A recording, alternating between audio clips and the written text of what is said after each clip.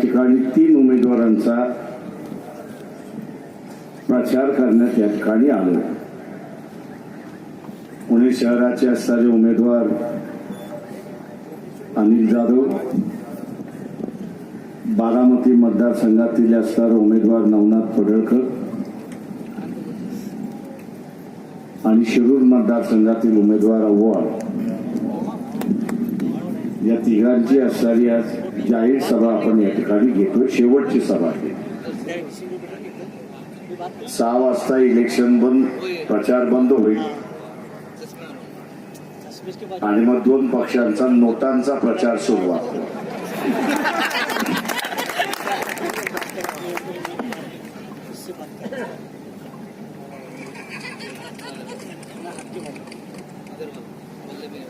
Police डिपार्टमेंटला माझी अशी विनंती आहे,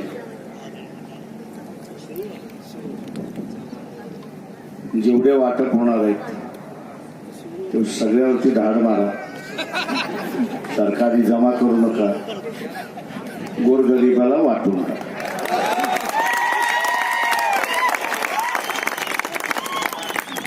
त्याचा चोरांचा पैसा आहे,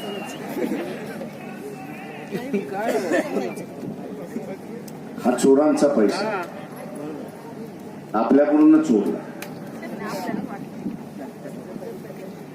मी मगाशी दौंडला असताना एक उदाहरण दिलं की भारताला स्वातंत्र्य मिळालं तेव्हा राजस्थान मधला असणारा एकाची जागीरदार भारतामध्ये विलीन व्हायला वेळ लागला आणि म्हणून तिथल्या पोलीस खात्याला गेले 6 महिने पगार मिळाला। त्या रियासत मधला सरदार यांनी एसपीला बोलवलं, अरे आपण 6 महिने पगार दिला नाही, तो यांच्यासाठी काहीतरी केलं पाहिजे। तो एसपी म्हणाला मी करतो, फक्त तुम्ही माझ्या पाठीमागे उभे राहा। तो म्हटला काय करणार? नाही, यांचा पगार मी देतो, राहिलेला पगार देतो आणि चालू पगार देतो, फक्त तुम्ही माझ्या पाठीमागे उभे राहा। तो म्हटला मी आहे ना तुमच्या पाठी, बस झालं, तुम्हाला शिकायत येणार नाही। त्यांनी त्याच्या फौजाला बोलवलं आणि त्याला म्हटलं की आपल्याला पलीकडे जायचं, जे काही मिळेल हाताला ते घ्यायचं आणि परत यायचं, घरात मिळेल तर घरात घ्यायचं, शेतात मिळेल शेतात मिळेल, जिथे मिळेल तिथे मिळेल घ्यायचं परत यायचं।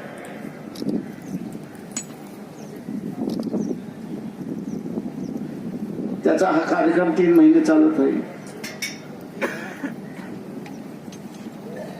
पाकिस्तानच्या सरकारने भारत सरकारला सांगितलं की तुमचे पोलीस येतात ना आमच्या इथं चोऱ्या करतात।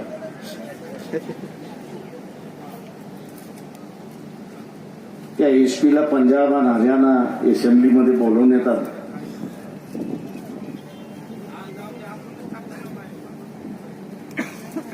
तो आला असेंब्लीमध्ये, त्याला विचारण्यात आलं की तू चोऱ्या केल्यास का? तो म्हटला नाही, मी चोरी केलीच नाही। तो म्हटला मी चोरी केलीच नाही। ते पुन्हा विचारलं त्याला, अरे तू चोरी केलीस ना? तो म्हटला मी चोरी केलीच नाही। असं 5 मिनिटं 10 मिनिटं चाललं। त्याच्यातला एक जण शहाणा होता, तो उठला आणि म्हणाला तू काय केलं नेमकं ते तर सांग। तो म्हटला मी एवढंच केलं की माझ्या पोलीस खात्यामधले लोक जे होते त्यांचा 6 महिने पगार थकला होता, तो 6 महिन्याचा पगार दिला आणि दर महिन्याचा मी आता त्यांना पगार देतो। पण ते म्हणजे पैसे आलो कुठून? ते म्हणजे सरकारी तिजोरीत आले, सरकारी तिजोरीतून पोलिसाकडे गेले। पण ते म्हणजे पैसे तिजोरीतून आला कसा? काय नाही, ते म्हटलं पलीकडे गेलो, बॉर्डर क्रॉस केली, जिथं मिळालं ते घेतलं, परत इथे आलो, सरकारी तिजोरीमध्ये टाकलं आणि सीधं सरकारी तिजोरीमधनं पैसा जायला लागला। ते म्हटले चोरी नाही तर काय? ते म्हटलं चोरी नाही। तो म्हटला मी चोरी केलीच नाही। मग ते म्हटले काय केलं? ते म्हटलं मी भारतात काही कोणाला चोरी केलेली नाही, मी फक्त बाहेर फिरायला गेलो, माझ्या हाताला जे सामान लागलं ते उचललं आणि मी आलो. त्या सामानातून मी इथल्या शहरात पोलीस खात्याचा असताना पगार देतोय, तर मी चोरी कुठे केली? आणि त्यांनी सांगितलं की मी जिथून उचलून आणलं तिथून भारताचा कायदा लागत नाही, त्याच्यामुळे मी चोरी केलीच नाही, एवढं लक्षात घ्या. माझं पोलीस खात्याला तेच सांगणार की तुम्ही त्या SP सारखं व्हा.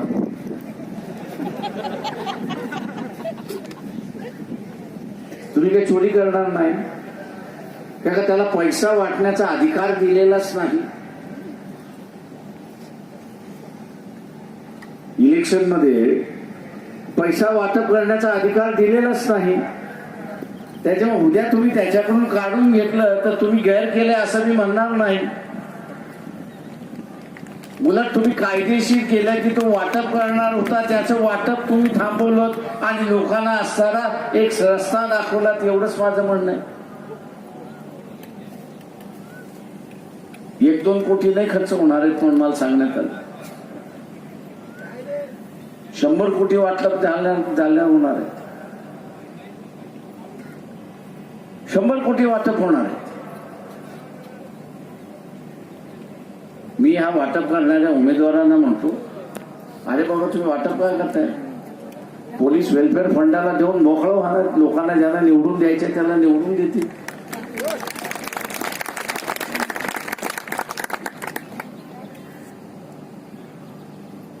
आणि म्हणून मित्रो, गेली 4.5 वर्षाच्या पेक्षा 5 वर्ष होत आली, या लुटारूंनी एवढा लुटलाय की एकेका मतदारसंघामध्ये 50-50 कोटी खर्च करतो. वर्ध्याचे उमेदवार, बीजेपीचे उमेदवार तडस यांनी जाहीरपणे सांगितलं की मला पक्षाकडून 25 कोटी आलेत आणि मला 25 कोटी खर्च करावे लागतात, तेव्हा कुठे मी निवडून येईल? आता हे जे खर्च करणारे जे आहेत यांची बांधिलकी कोणाशी? तुमच्याशी की ज्यांनी पैसा लावला त्याच्याशी? कोणाशी बांधील? कोणाची बांधील? निवडून गेलेला उमेदवार त्याची बांधिलकी कोणाशी? ज्यांनी पैसा लावला त्याची की तुम्ही विकत घेतला त्याची? मानिल दादा उगीच बोंबला की या शहरामध्ये अमुक झालं नाही, त्या समोरच्या शहरात अमुक झालं नाही, हे झालं नाही, ते झालं नाही, ते झालं. कसं काय होणार? निवडून गेलेला उमेदवार म्हणतो की बाबा मी तर विकत घेतलेलं आहे, तर ज्याने मला विकत घ्यायला दिलं त्याला मी आता पुन्हा श्रीमंत करतो, तुमचं कशाला? बघा इथे शहर आणि झोपडपट्ट्या, पाणी, वीज आणि इतर गोष्टींपासून जे वंचित राहिले त्याचा कारणीभूत जसं उमेदवार आहे तसं आपण पण आहात हे असताना लक्षात, आपण पण आहात असताना हे लक्षात.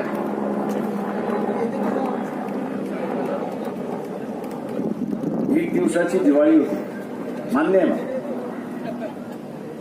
पण त्या दिवाळीमध्ये नवीन काय असतं मला काही दिसलं. सोन्याचं मटण तर घेत नाही, सोन्याचं मटण आलं असतं तर मी समजू शकलो असतो तर ही सोन्याची दिवाळी आहे म्हणून आपण असणारा विषय. आणि म्हणून ही निवडणूक अत्यंत महत्वाची. अनिल जाधव यांना आपण असणारा पुण्यातून निवडून दिलं तर देशभराचं राजकारण आपण बदललं तेवढं लक्षात. देशभराचं राजकारण आपण बदललं. मक्तेदार, जातीच्या नावाचे मक्तेदार, धर्माच्या नावाचे मक्तेदार. काही जण म्हणतात की हे तर आमचा इलाका आहे. अरे शिवाजी महाराजांनी सगळे सरदार संपवले ना, एकही ठेवला नाही ना. हे नवीन सरदार कुठे आता लोकसभेमार्फत विधानसभेमार्फत निवडून यायला बघतात. एकाने तर माघार घेतली माडातून.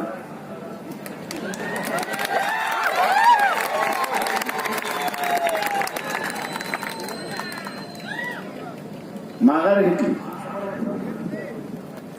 मावळमध्ये नातवाला उभं केलं. आता नातवाचे गुण काय मी गात नाही या ठिकाणी. त्या म्हातारपणामध्ये शॉक आला तर काय करू. माझ्याच नावाने खपायचा.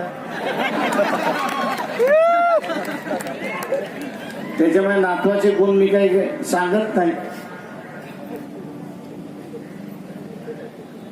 आणि म्हणून मित्रो की ही जी घराणेशाही चालली, मक्तेदारी चाललेली आहे, हिला पहिल्यांदा संपवा. मोदी आता नवीन राजा व्हायला बघतोय. माझी भेट झाली हिंदू मिलच्या उद्घाटन. आप मुझे मिलते नहीं तो मैंने कहा मिलने की वजह क्या है ये तो बताओ. अरे नहीं मिलना चाहिए अपन लोग. तो मैंने कहा बिना वजह का मैं किसी को मिलता नहीं.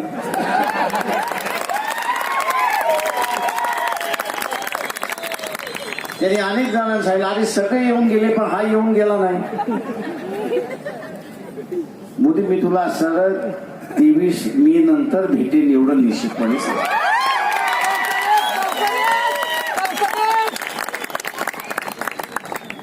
काय का गुजरात मधलं त्याची कला मला माहित होती.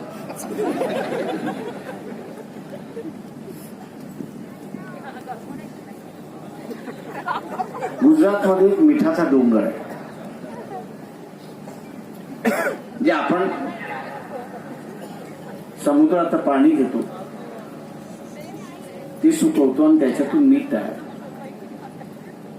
पण गुजरात मध्ये एक अख्खा मिठाचा डोंगर आहे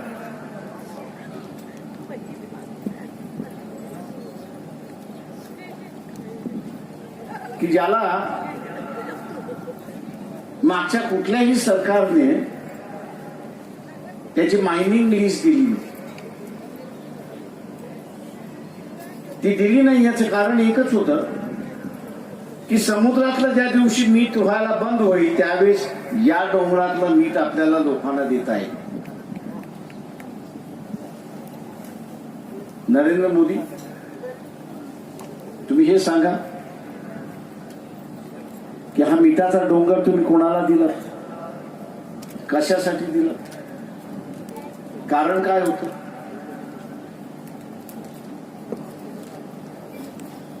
म्हणजे ज्या जीवनावश्यक मीठ आहे, नैसर्गिक मीठ संपलं तर डोंगरातलं नैसर्गिक मीठ लोकांना देता येईल म्हणून मागच्या सरकारने कोणाला लिस्ट दिली नाही, या बाजारांनी देऊन टाकलं.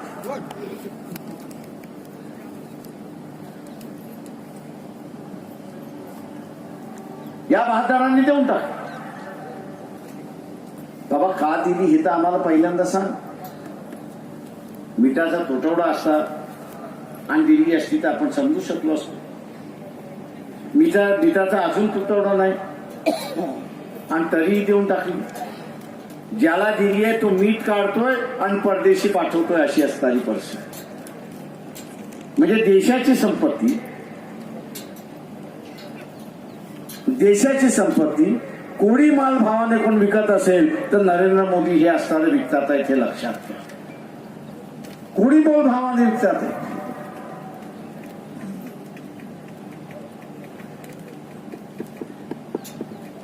आणि दुसऱ्या बाजूला हा माणूस देशभक्तीचा असणारा गोडवा गात असतो.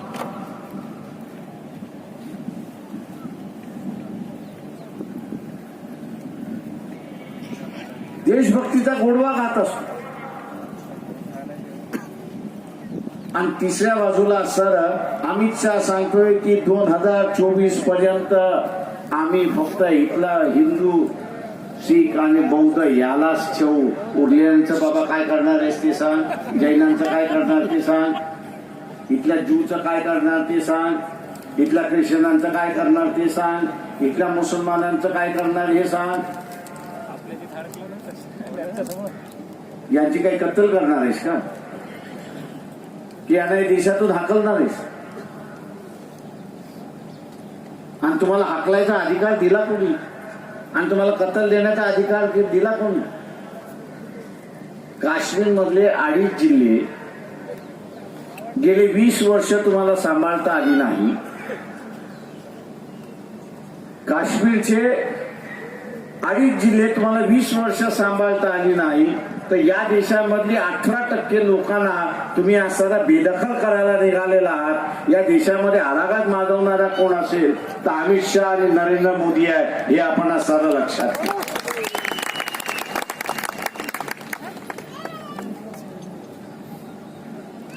काँग्रेसवाले ह्याच्यावरती काय बोलले का? माझ्या तरी ऐकण्यात आले नाही. सत्ता ही महत्वाची आहे, सत्ता ही महत्वाची आहे. सत्तेच्या जोरावरती या दोघांना बाहेर ठेवलंय. सत्ता आपण हातामध्ये घ्यायची आणि या दोघांना जेलमध्ये टाकून द्यायचं, हे आपलं असणारं पहिलं काम आहे, हे लक्षात घ्या. आणि म्हणून मित्रो,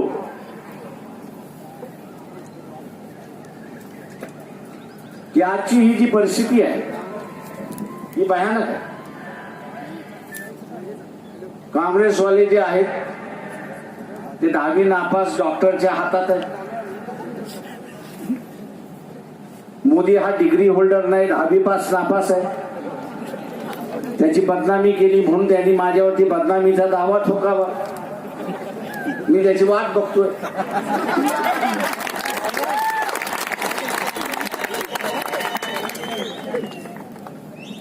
का डिग्री असेल तर त्याला दाखवावी लागेल. डिग्री दाखवता आला नाही तर 10वी नापास.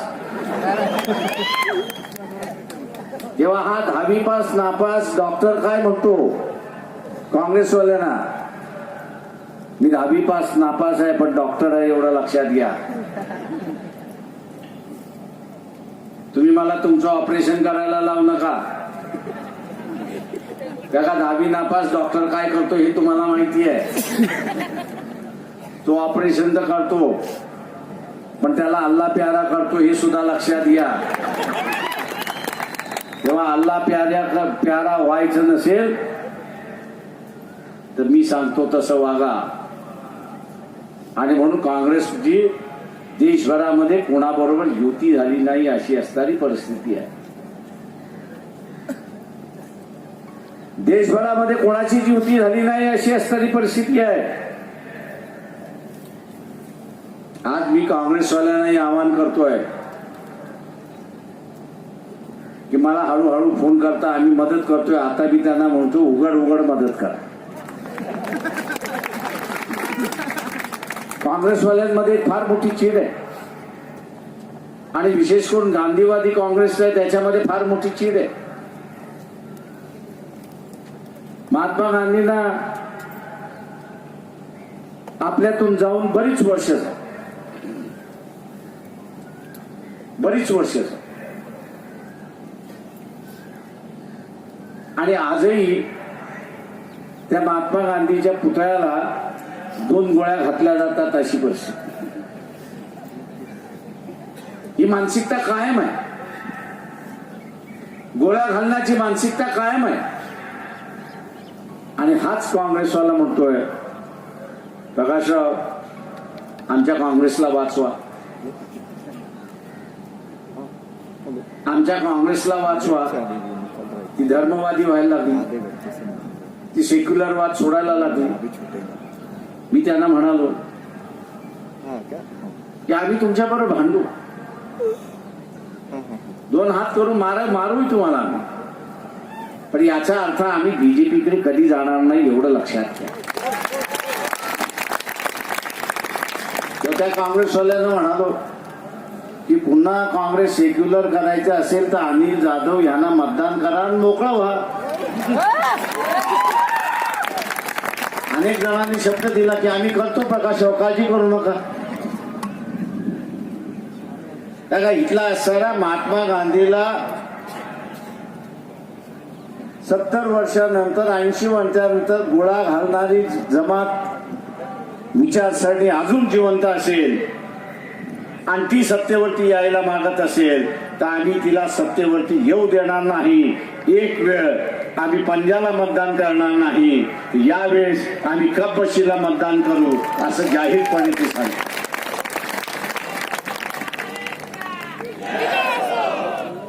पत्रकार मित्र, हे माझं मी सांगत नाहीये. जसे काँग्रेसवाले सुद्धा आहेत ना, तसे एनसीपी, बीजेपी, SS, शिवसेना इथले कार्यकर्ते फोन करतात. प्रकाशराव, बरं केलं तुम्ही असताना उमेदवारी जाहीर केली आणि त्याच्याबरोबर कुठला उमेदवार कुठल्या समाजाचा आहे हे जाहीर केलं, त्याच्याबद्दल जाहीर अभिनंदन आम्ही करतो. आणि मी म्हटलं, तुझं जाहीर अभिनंदन ते माझ्या टेलिफोनवरती होते, पब्लिकली कुठं होतंय?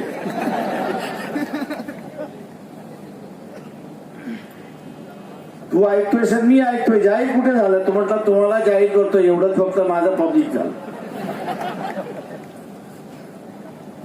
म्हटलं याच्यात का? तू म्हटलं परिस्थिती बदलली. म्हटलं काय बदलली? तू म्हटलं पूर्वी कपबशीमध्ये मी त्यांना चहा देत होतो, तुम्ही उमेदवार जाहीर केले, त्याचा समाज जाहीर केल्यामुळे आता मला ज्यांना मी चहा पाजत होतो तेच आता मला कपबशीमध्ये चहा आणू पाजतात आणि म्हणतात बरं आहे ना. तर म्हटलं पुढं काय? तो म्हटलं हे जर मला टिकवायचं असेल, चहा पिण्याचं मला टिकवायचं असेल आणि माझी खुशामती मला टिकवायचं असेल तर वंचित बहुजन आघाडीला मी जिंकवलंच पाहिजे.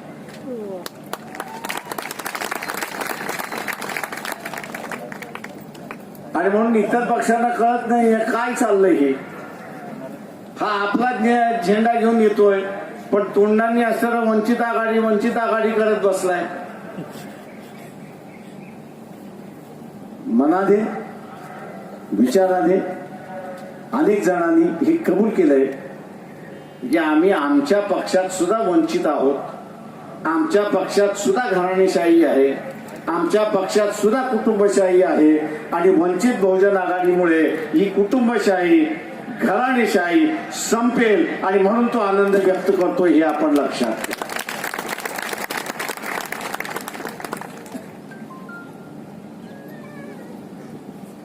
मी या सगळ्या कार्यकर्त्यांचे मनापासून आभार मानतो.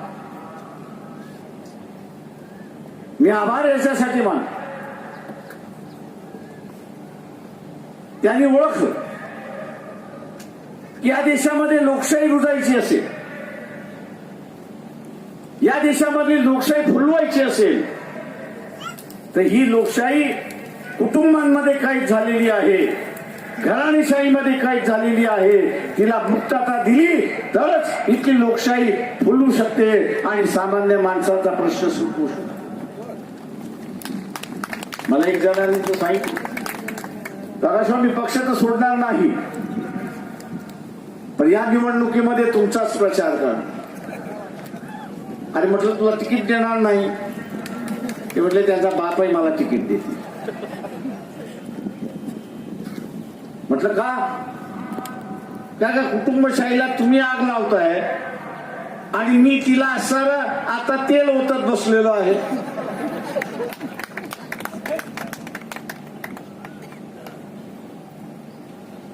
किंवा मी तेल टाकू नये म्हणून मला आता तिकीटकाचे विचारणा चालू झाले, विधानसभा लढणार का? मी त्यांना म्हणतोय लोकसभा होऊ द्या, मग मी सांगतो तुम्हाला.